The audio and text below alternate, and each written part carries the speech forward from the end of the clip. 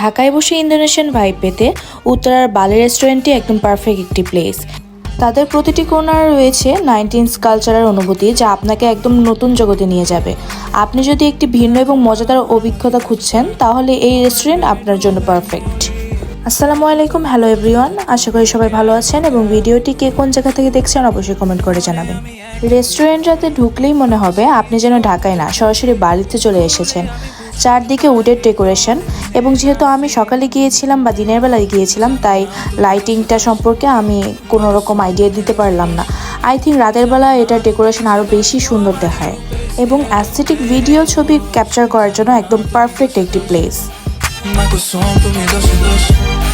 জানো না তুমি দাসে দশ তোমারই রূপে স্নেহ দেহ আমাকে কেউ ধরো আসক্ত আমি হয়ে গেছি দেহ তোমার অষ্টম আশ্চর্য জানো বালু ভরি।